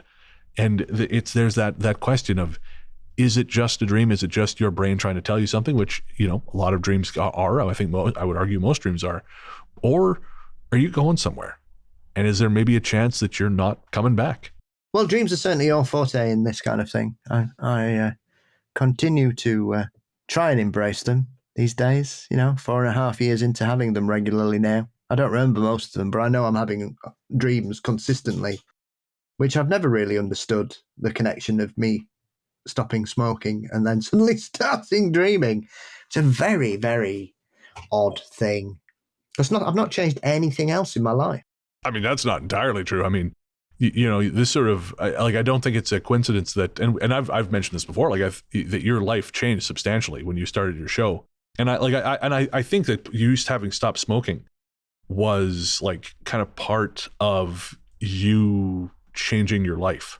And I think that kind of took some internal pressure off you, which then left room for dreams. Maybe it was the constant watching football every day during the pandemic because it was the only thing that TV was showing. Well, could be that too. Yes, I miss those days. Julie doesn't, but I do. 5 games a day. Get on one. God. Oh, I'm sorry, Julie. I sympathize. I just watched the Fast and Furious movies in a row. I don't. It's not better. It's like over Christmas when she catches me watching darts. Now what are you doing? I said, it's Christmas. It's darts. You're going to watch darts at Christmas, love. Yeah, Nat, come on, Julie. What are you doing? Obviously. Pally. Is that's person? No, that's where they have it. Alexandra Palace in North London. That's where they have okay. Darts titles. Christmas means darts in England. For some people. And everybody gets absolutely hammered for 3 weeks in fancy dress, singing songs. As we learned from the 70s, alcohol and darts has never been a problem anywhere ever. And so I admire this English tradition. One of the great darts players of the last 30 years, Canadian, John Part. I know him well. I'm seeing him later, I think. I believe he's going to be our new foreign ambassador. There we go. No, I've just made that up. I'm going with it. I don't know any better. That's fine. We are well out into the deep waters here. Darts? I played darts once. A waitress hit on me. I didn't really know what to do. That's the extent of my experience with darts. Yeah. I thought you'd be a big Michael Van Gerwen fan. Well, ever since that thing happened between us and the lawn gnome, he's really kind of ducked my calls. So, what can I say? Well, you know what those Dutch are like. They can be touchy. Yeah, that was a problem. Hey! Hey-oh. Anyways, one last thing on dreams before we cut to this last story here. I had this series of dreams a little while ago where I was explaining it to someone and they said, it kind of sounds like you're working through some shit. And the last one I had was I was sitting inside a house and we were all waiting for this celestial event to take place. And we watched it and it was beautiful, but I still was watching it from inside the house. A lot of people were outside watching it. I was inside the house watching it. And then it went from being a singular celestial event to this gorgeous, incredible, world-changing phenomenon. It was just the most beautiful thing you could imagine, but it terrified the shit out of me. And I explained this to my friend, and they said, well, it sounds to, actually I explained this one to Nick, and she said, I think it sounds like you're kind of afraid of change. And I think maybe that's something you're dealing with right now. You got to embrace change. And so I made the decision I was going to try and embrace change. And days later as I explained to you, I suddenly got my new apartment. So I will be moving in a couple days' time. And it was almost like, again, I had to let go of some shit in order to move forward. And my friendship with Murgajurgajurg, or whatever the fuck his name is. Michael Van Gerwen. Him, yes. The gnome fucker. That's him. If you remember nothing else from this episode, remember that Michael Van whatever the fuck his name is, he's a gnome fucker, guys. Just call him MVG. There we go. MVG. That's what he did to that gnome. He looks like a kind of bloke who'd fuck a gnome, to be fair. Yeah, there you go. See, I know what I'm talking about with my buddy Michael. Prison Asleep. This is another one from May. I don't know what the fuck I'm doing. May 2nd, 2023. Enjoy, and we will see you at the end. All right, so this is going to be our last story for tonight. It's quite a long one, so we're going to take turns. Reading it, and it is from an anonymous listener, and the story is called "The Dream Hunt." This is the first time I've worked up the courage to submit a story to a podcast. Because you have been so respectful of the people who send your stories, in addition to your penchant for analyzing dreams, I decided to take the leap and send in a dream which happened to me recently. It isn't necessarily the dream itself which bothered me, but what happened before I woke up. I'd love to hear your interpretation of the dream and your thoughts on how it ended. This one really stuck with me, and I felt compelled to write it all down. Dream from 4 April 2023, between 5:30 a.m. and 6 a.m. I found myself on Route 63, outside of the center of Chesterfield, New Hampshire, on the way to Hinsdale. I had just gotten new running shoes and wanted to try them out. A dirt road branching off at a right angle was close at hand, and despite having grown up here, I had never explored it. It seemed like a perfect opportunity to break in the new shoes and for me to find out where the old road went. This road was typical of the New England dirt roads that you would encounter in the backcountry. Mostly single lane, with shallow ditches for water runoff on either side, surrounded by deep woods, and lined on one or both sides with rock walls to delineate property lines. The particular topography this road ran through consisted of a tree-filled shallow ravine on the left side, and a steep embankment on the right side that went up for about 10 feet and was crowned with a rock wall. Due to the height of the embankment, not much else was visible past the rock wall, other than tree canopy. Shortly after leaving the main highway, I found myself enveloped in the woods with the road laid before my feet, and I began to jog toward whatever awaited me at the other end. I never made it that far. About a half-mile along, I saw a faint path laid into the upward climbing embankment on my right side, with a small break in the stone wall at the top to make passage easier. From my lower vantage point, I couldn't see anything beyond the stone wall other than what appeared to be the top of a large stone cross and a clearing in the trees.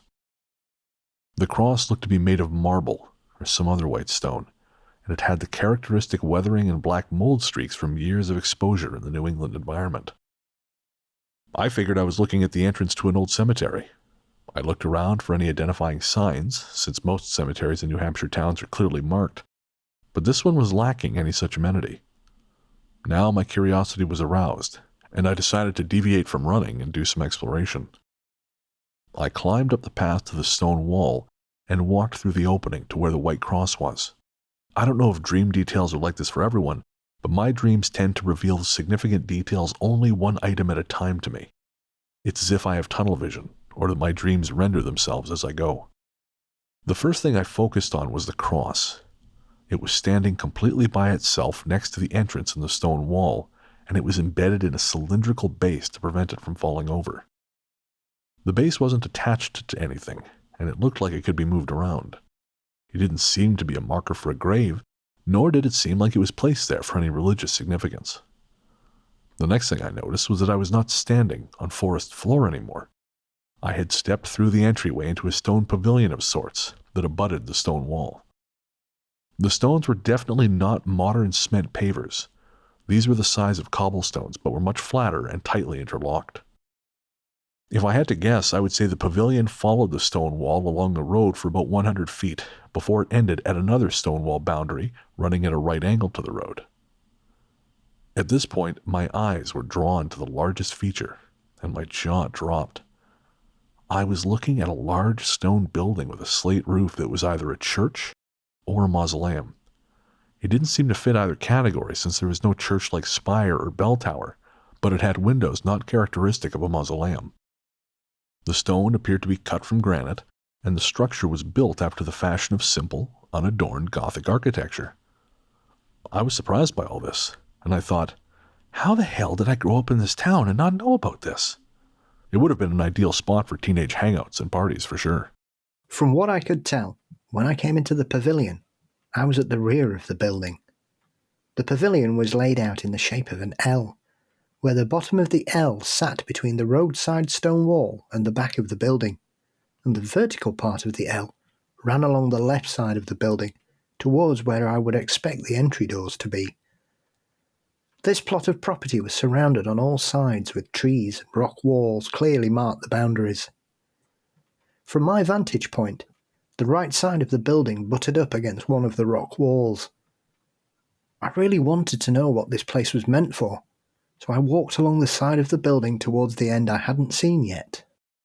One odd detail I realised later was that the pavilion itself was completely devoid of any forest trash.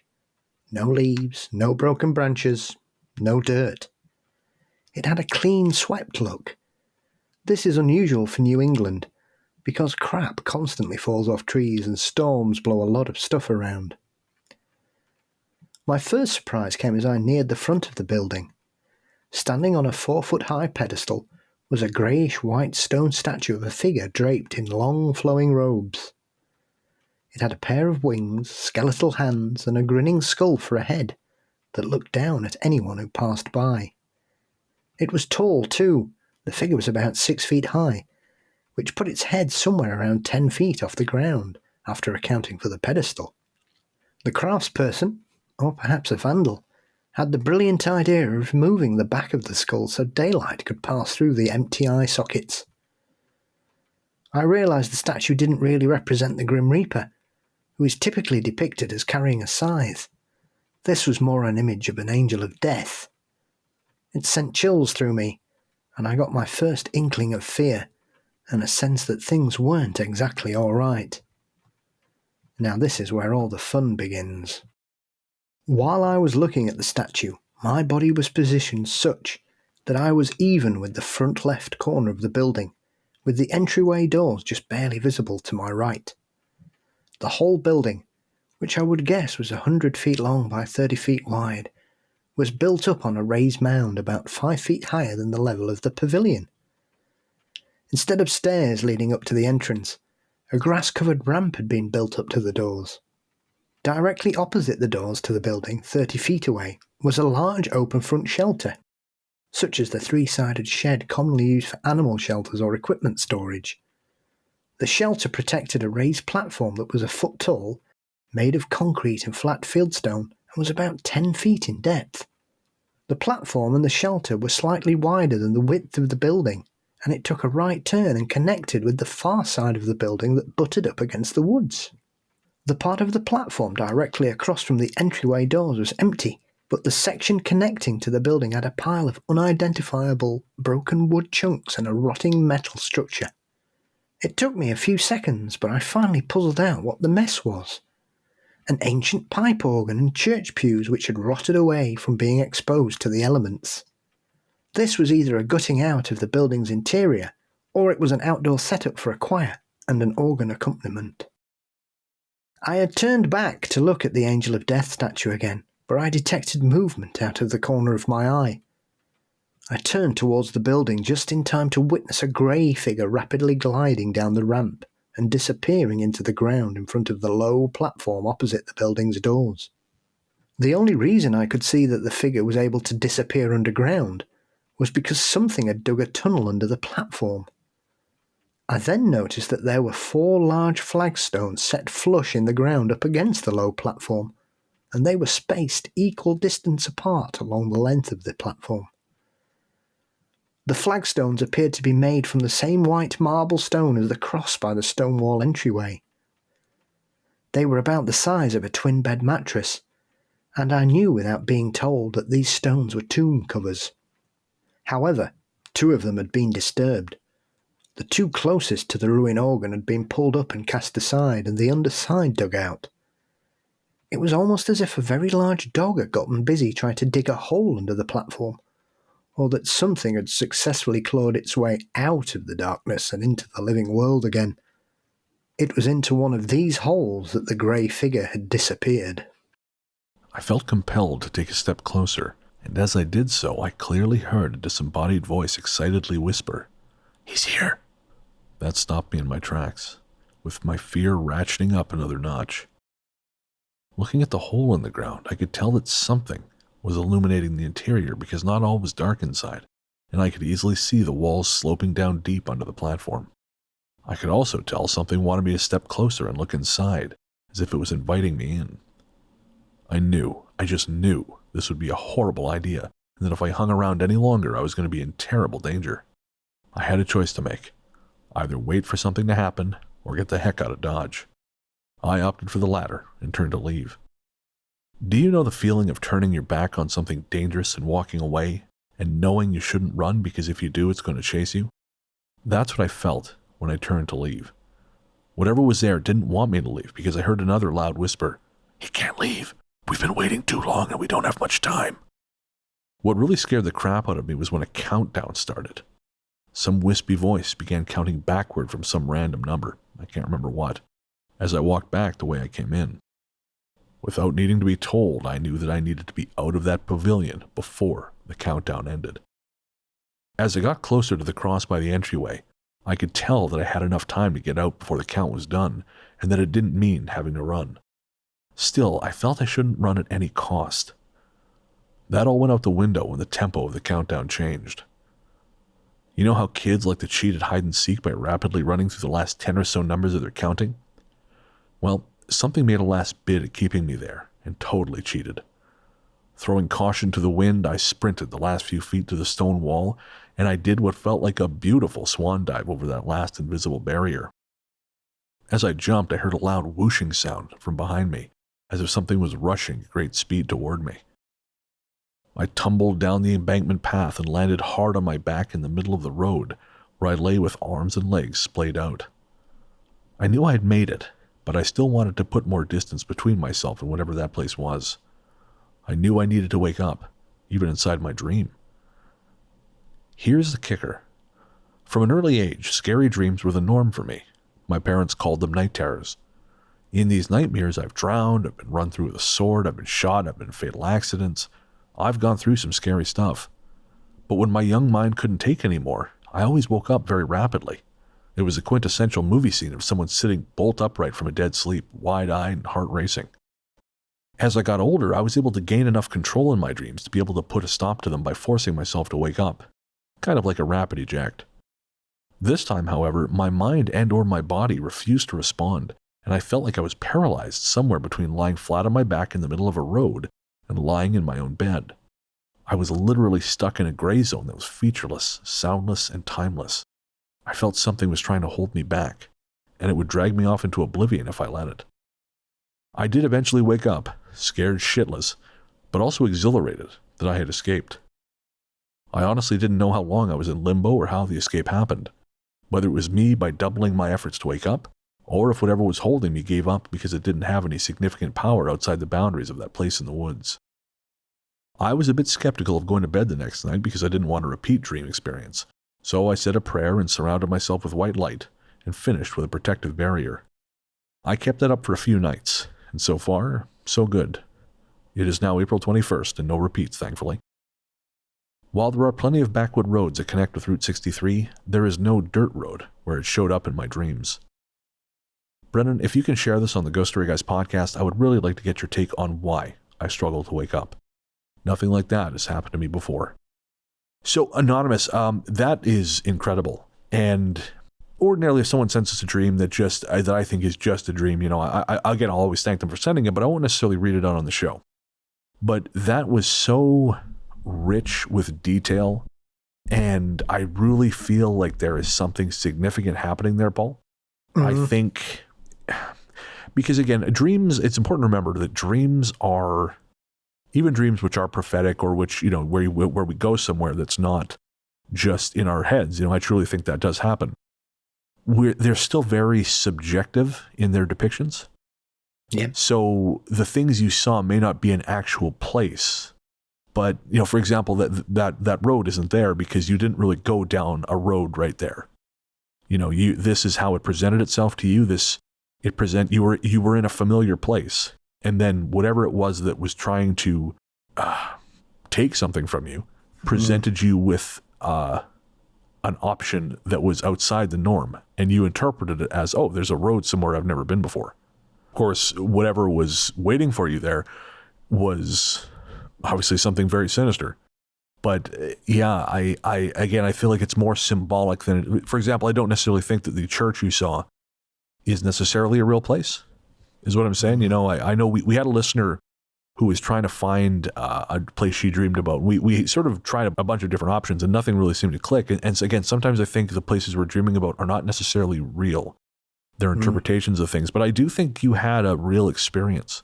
And, as to why you couldn't wake up, I mean, I always like to preface this stuff by saying we're not experts. No one really knows what's going on. And anyone who tells you they know what's going on is full of shit.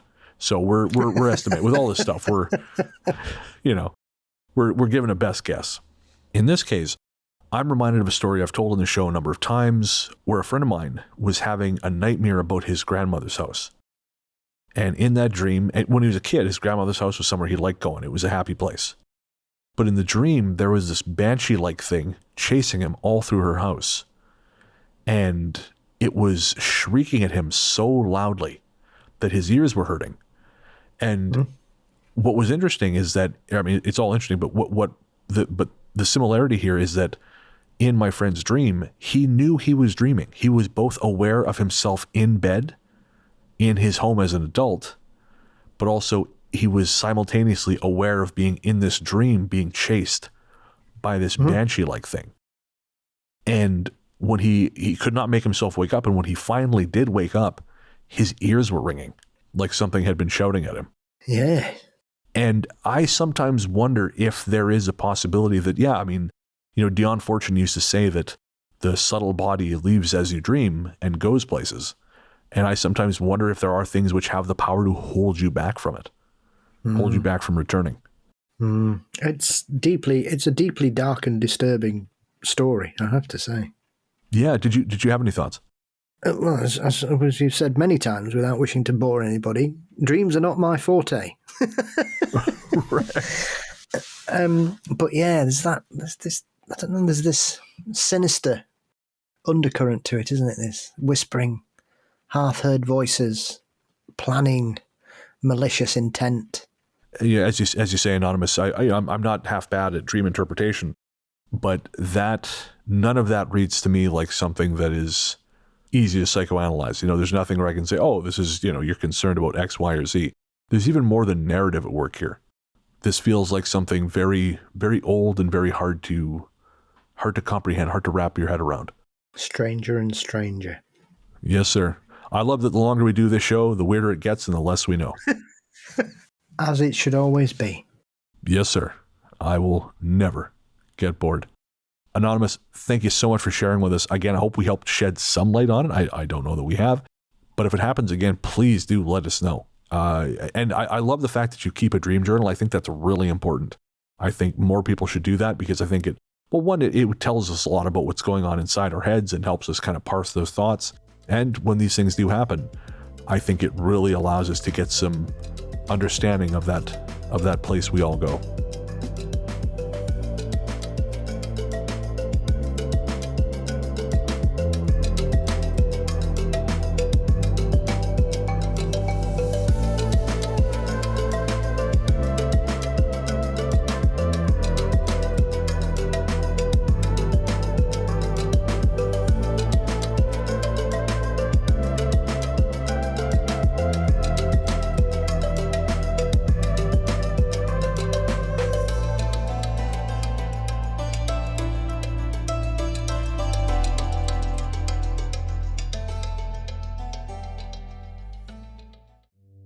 Hey there, listeners. Before you reach for that skip 15 seconds ahead button, I promise you this isn't an ad. We wanted to take a minute to talk to you about mental health. On this show, I've always tried to be as honest and open as possible about my struggles with depression and anxiety, because even though we've come a long way towards acknowledging the very real damage these things can do, there is still way too much lingering stigma about reaching out for help. And when you start to feel like there's no help, it's easy to start feeling like there's no hope.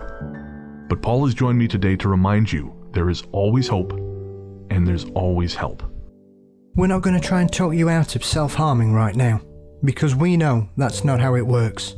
Instead, what we wanted to do was tell you something now and hope that should things get bad, you'll remember it and make a phone call or send a text message before you make any permanent decisions. As someone who knows all too well just how important mental health can be, it's never too late to reach out. In Canada, the number to call is 133-456-4566. In the USA, the new number to call is 988. That's 988. In the UK, the number to call is 116123 or text SHOUT, that's SHOUT, to 85258. In Australia, the number to call is 131114. However bad shit seems, it will pass. And no matter what your brain might be telling you at any given moment, and believe me when I say I know this intimately, there are people who love you and people who care deeply about how you treat yourself. Should a time come when you find yourself despairing, please know that we've both been where you are, and there is a way back to the world. Take care. Welcome back. Thanks for joining us, folks. We hope you've enjoyed this trip down memory lane. We're not going to do this too often, but we wanted to take some time off for Christmas, spend time with our families, and again, in my case, continue writing reams of horror stories. Paul, my friend, where can everyone find you online? You can find myself and Mysteries and Monsters across most social media platforms and all good podcast sites. Fabulous. I'm largely the truth on whatever you know where to find me. We're not going to belabor this. It's Christmas. Who gives a shit? Don't find me on social media over Christmas. Enjoy your family, your friends. Have some drinks. Think of me being sued by this Dutch guy, whoever the hell he is. And and just thanks for listening, guys. Again, we will be back. Well, you'll have a Talk Spooky next week, but it will likely have been recorded in advance. But yes, thank you for your support throughout this year. We deeply, deeply appreciate it. Thanks, of course, to Sarah, Luke, Tanya, Joseph, Adam, everyone else we've worked with this year. We have adored having you as part of our Ghost Story Guys family. Yeah, even those of you who have not continued working with us, we love you deeply. As Bob Dylan once said, our heart is not weary. It is light and it's free. We have nothing but affection for those who sailed with me. But for now, I guess that's going to do it. We'll be back next week, but until then. Into the darkness we go. Ho, ho, ho. I'll take it.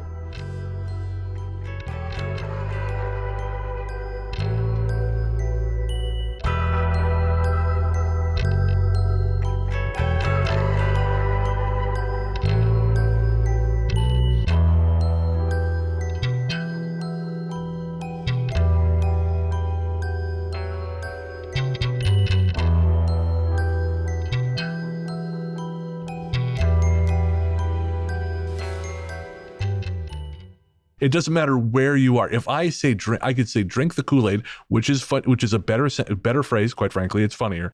I could say drink the Kool-Aid underneath a pile of blankets in my tub with the door closed at 3 a.m. on a moonless night, and 16 people would immediately kick in my front door screaming Flavor Aid. So, Yeah, keep mentioning that film. There'll be more of it. I've had my fun. It's more fun than I fucking had watching that shit. I mean, honestly, it's more fun than I had watching it too, and I liked it.